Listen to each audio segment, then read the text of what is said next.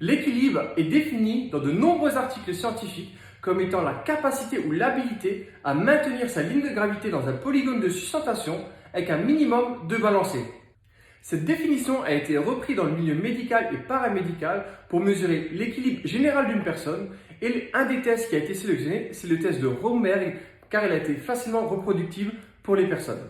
Le test de Romberg consiste simplement à avoir les pieds joints, les mains au niveau du torse, de fermer les yeux ou d'avoir les yeux ouverts selon le niveau de la personne et de mesurer l'équilibre général de la personne. Est-ce qu'il y a plus de balancé vers l'avant, vers l'arrière, sur la gauche, vers la droite, etc.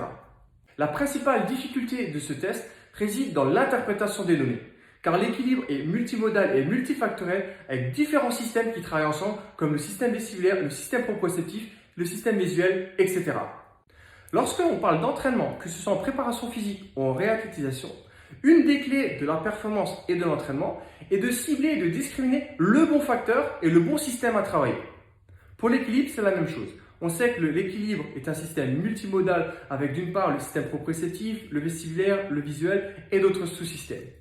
L'objectif pour moi, ça va être de discriminer est-ce que c'est plus le système vestibulaire qui est limitant ou c'est plus le système proprioceptif. Donc pour ça, sur la position Romberg de base, on va apporter deux variantes. La première, on va beaucoup plus discriminer le facteur proprioceptif et de l'autre, le facteur vestibulaire. Donc la position de base qui est les pieds joints, les mains au niveau du thorax. La première variante qui va cibler davantage le système proprioceptif et le fait d'avoir les yeux ouverts ou les yeux fermés en fonction du niveau de la personne, de tourner la tête sur 5 secondes sur un côté. 2, 3, 4, 5. Et je vais maintenir cette position pendant 5 secondes également. Et on regarde, par rapport à l'efficience, le maintien de la ligne de gravité sur le polygone de sustentation et le niveau de balancé. On fait la même chose à droite. Ça, c'est pour le système proprioceptif. On peut avoir un deuxième niveau d'analyse qui est plus au niveau du système vestibulaire. De la même position de base avec les mains ici, on va fermer les yeux en fonction du niveau. Et cette fois-ci, au lieu de partir sur un mouvement qui est lent, qui va cibler le système proprioceptif, on fera un mouvement qui est rapide. Donc, sur cette position, rapide sur le côté et je maintiens 2 secondes. Okay. Et je fais la même chose à droite. L'idée est de comparer côté gauche versus côté droit, la variante niveau proprioceptif et la variante niveau vestibulaire. L'idée derrière ces deux variantes par rapport au test de Romberg est juste de mettre en lumière quel est le facteur limitant pour la personne.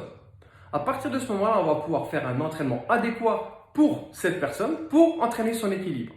Et c'est pour ça que certains programmes de proprioception marchent très bien pour certaines personnes, mais pas pour d'autres.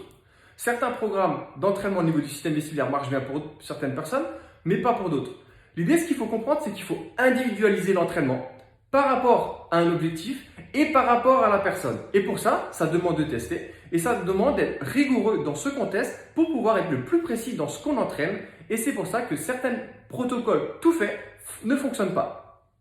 Donc, voir un exercice sur Instagram et le reproduire, c'est bien. Comprendre pourquoi on le fait et dans quelle logique il s'intègre dans un programme d'entraînement, c'est mieux. Si tu veux en savoir plus sur la prise en charge individualisée du sportif et donc avoir de meilleurs résultats dans la pertinence du choix des exercices pour une personne, dans moins d'une semaine, il y a la cohorte LaborNP qui va ouvrir. Pour ça, tu as juste simplement à aller dans le lien dans la bio et être informé pour avoir les infos avant tout le monde. Ciao, ciao!